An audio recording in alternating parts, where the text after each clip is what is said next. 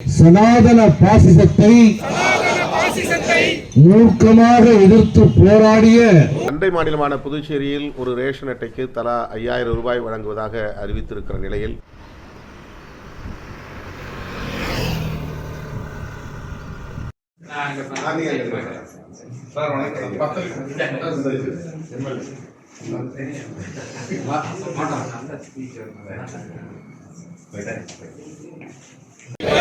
தனது முதன்மை இலக்காக கொண்டு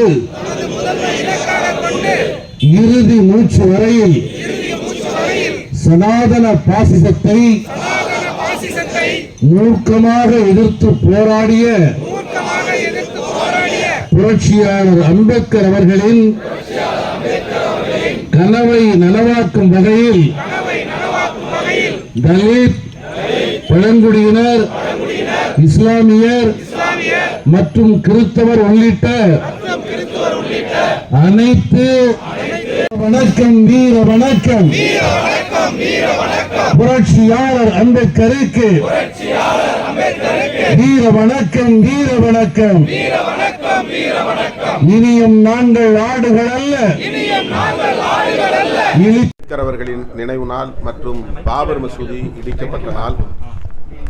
இந்த நாளில் புரட்சியாளர் அம்பேத்கர் அவர்களை நினைவு கூர்ந்து அவருக்கு எமது செம்மாந்த வீர வணக்கத்தை செலுத்துகிறோம். இஸ்லாமியர்கள், கிறிஸ்தவர்கள் உள்ளிட்ட சிறுபான்மையினரின் உரிமைகளையும் நலன்களையும் பாதுகாத்திடவும் விளிம்புநிலை மக்களின் ஒற்றுமையை நிலைநாட்டவும் இந்த நாளில் விடுதலை சிறுத்தைகள் கட்சி உறுதியேற்கிறது. தமிழ்நாடு முழுவதும் புரட்சியாளர் அம்பேத்கரின் திருவுருவச் சிலைகளுக்கு மாலை அணிவித்து வீரவணக்கம் செலுத்துவதோடு தலித் மற்றும் இஸ்லாமியர் எழுச்சி நாள் உறுதிமொழியையும் இன்று ஏற்கிறோம். தமிழகத்தில் பெஞ்சல் புயலால் மிக கடுமையான பாதிப்பை நாம் சந்திக்க நேர்ந்திருக்கிறது. குறிப்பாக விழுப்புரம் மாவட்டம் இதனால் கடுமையான பாதிப்புக்குள்ளாகி இருக்கிறது. 10க்கும் மேற்பட்டவர்கள் உயிரிழந்திருக்கிறார்கள். ஏராளமான கால்நடைகள் வெள்ளத்தில் அடித்துச் செல்லப்பட்டுள்ளன, உயிரிழந்திருக்கின்றன. இந்த நிலையில் தோட்டப்பயிர்கள், வேளாண் பயிர்கள் போன்ற சேதங்களையும் மக்கள் சந்திக்க நேர்ந்துள்ளது. தமிழ்நாடு முதல்வர் அவர்கள் ஒரு ரேஷன் அட்டைக்கு 2000 ரூபாய் இழப்பீடு வெள்ள நிவாரணமாக வழங்கப்படும் என்று அறிவித்திருக்கிறார். அது போதாது என்கிற கோரிக்கை மக்களிடமிருந்து எழுந்துள்ளது. அண்டை மாநிலமான புதுச்சேரியில் ஒரு ரேஷன் அட்டைக்கு தலா 5000 ரூபாய் வழங்குவதாக அறிவித்திருக்கிற நிலையில் தமிழ்நாட்டு மக்களிடமும் அந்த எதிர்பார்ப்பு உள்ளது.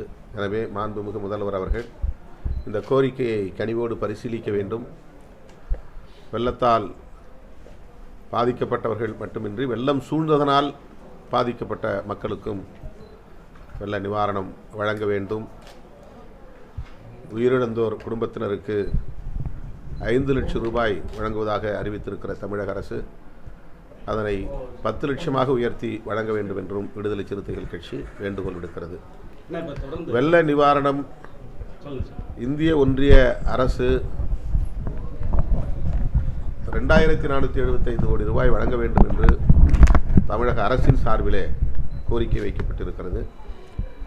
இந்த கோரிக்கையை வலியுறுத்தி விடுதலை சிறுத்தைகளின் நாடாளுமன்ற உறுப்பினர்களாகிய நானும் தோழர் ரவிக்குமார் அவர்களும் உள்துறை இணையமைச்சர் மாண்புமிகு நித்யானந்த ராய் அவர்களை நேரிலே சந்தித்து கோரிக்கை மனுவை கொடுத்திருக்கிறோம், பரிசீலிப்பதாக கூறியிருக்கிறார். வெள்ள நிவாரணப் பணிகளை இராணுவ நடவடிக்கை என்ற அடிப்படையில், போர்க்கால நடவடிக்கை என்கிற அடிப்படையில் தமிழ்நாடு அரசு தீவிரமாக மேற்கொண்டு வருவது ஆறுதல் அளிக்கிறது. அதே போல் இப்போ ஆதவர்ஜன் இடைத்தேர்தல் வரும்போது அரசியல் கட்சிகள் தீவிரமாக அமைச்சர்கள் உள்ள வச்சு களம் காண்றாங்க தேர்தல் வெற்றிக்காக. இந்த மாதிரி பேரிடர் காலங்கள் வரும்போது அதை கண்டுக்கிறதே இல்லை அப்படின்னு சொல்லி ஒரு கருத்து சொல்லியிருக்காரு. தனிப்பட்ட கருத்தாக அவர் அதை பதிவு செய்திருக்கிறார். அது கட்சி கருத்தல்ல. சாமி, அம்பேத்கர் நூல் வெளியிட்டவர் பங்கேற்காத அப்படியே கீழ இருக்கு, நாங்களும் கீழ இருக்கோம். கீழ இருக்கு, அம்பேத்கர் தான் பாருங்க, கீழ இறக்கி முகத்தன் இல்ல. இன்றைக்கு அந்த விழா நடைபெறுகிறது. ஆனந்த விகடலின் சார்பில் வெளிவரும் அந்த புத்தகம் தமிழகம் மற்றும் பிற மாநிலங்களை சார்ந்த இடதுசாரி சிந்தனையாளர்களின் கட்டுரைகளை தொகுத்து எல்லோருக்குமான தலைவர் என்கிற நூலாக அதை வெளியிடுகிறார்கள். இந்த அளப்பரிய முயற்சியை மேற்கொண்டு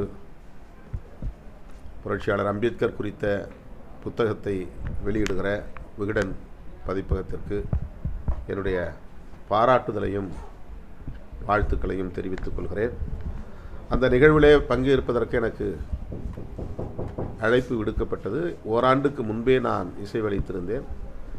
ஆனால் தற்போதைய சூழலில் அந்த நிகழ்வில் என்னால் பங்கேற்க இயலவில்லை. அதற்காக வருந்துகிறேன். அந்த விழா வெற்றிகரமாக அமைய என்னுடைய வாழ்த்துக்கள். என்ன சூழல்? அதை நான் விளக்கியிருக்கேன், அறிக்கை விளக்கியிருக்கேன். சொல்லுங்க. ஒரு அறிக்கை வெளியிட்டிருக்கேன். அவ்வளோதானே. இப்போ வெள்ள நிவாரண பணிகளில் வந்து நிறைய சொல்லிட்டு நடக்குன்னு நிறைய சொல்லிட்டு